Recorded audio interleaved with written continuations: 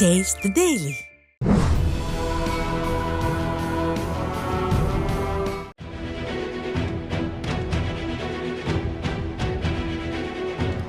ஆண்டு காலமாக தமிழ்நாடு கட்டமைத்து வைத்திருந்த பள்ளிக்கல்வித்துறையை பொறுப்பேற்ற இவ்வளவு ஆண்டுகளில் சில்லு சில்லாக உடைத்து நொறுக்கிக் கொண்டிருக்கிறார் அன்பில் மகேஷ்.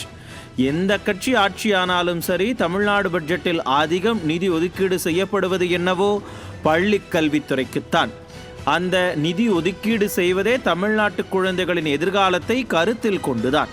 ஆனால் அதையெல்லாம் எப்படி சீரழிக்கலாம், எப்படி ஆட்டையை போடலாம் என்றுதான் சதா சர்வகாலமும் நினைத்து கொண்டிருக்கிறது இந்த திமுக அரசாங்கம். சமீபத்தில் 2024 ஆண்டுக்கான ASER என்று சொல்லக்கூடிய ஆண்டு கல்வி நிலை அறிக்கையில் தமிழ்நாட்டின் பள்ளிக்கல்வித்துறையின் லட்சணம் கிழிந்து தொங்குகிறது.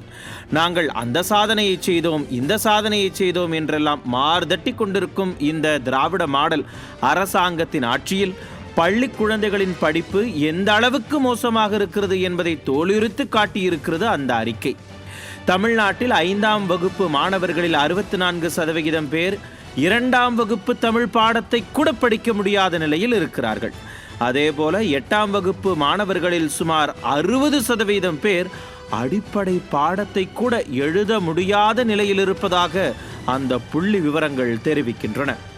8ஆம் வகுப்பு மாணவர்களில் சுமார் 67% பேர் சாதாரண கழித்தல் கணக்கை கூட செய்ய முடியாத நிலையில்தான் இருப்பதாக அந்த புள்ளி விவரங்கள் தெரிவிக்கின்றன.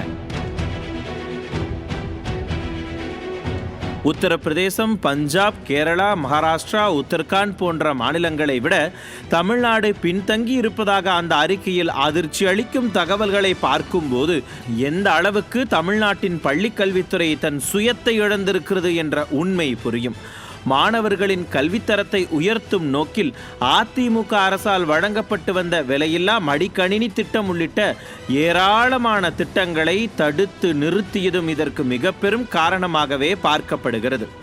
அதிமுக மேலுள்ள அரசியல் காழ்ப்புணர்ச்சியால் மாணவர்களின் எதிர்காலத்தை கூட எண்ணாமல் அதிமுக கொண்டு வந்த திட்டங்கள் என்ற ஒரே காரணத்திற்காக பல்வேறு திட்டங்களையும் கிடப்பில் போடுவது, ஆசிரியர்களை நியமனம் செய்யாமல் காலம் தாழ்த்துவது, தலைமை ஆசிரியர்களை நியமிக்காமல் தகுடுதத்தங்கள் செய்வது என்று பள்ளிக்கல்வித்துறையை பாதாளத்தில் தள்ளி கொண்டிருப்பதால் தான் வட மாநிலங்களை விட பல்வேறு வகையிலும் தமிழ்நாடு பள்ளிக்கல்வித்துறையில் தற்பொழுது பின்தங்கிக் கொண்டிருக்கிறது.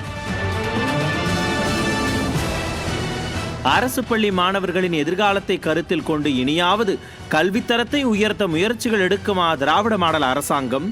அரசு பள்ளிகளை மட்டுமே நம்பியிருக்கும் கோடிக்கணக்கான மக்களின் நம்பிக்கையில் மண்ணள்ளி போட்ட அன்பில் மகேஷை பதவி நீக்கம் செய்வாரா ஸ்டாலின்?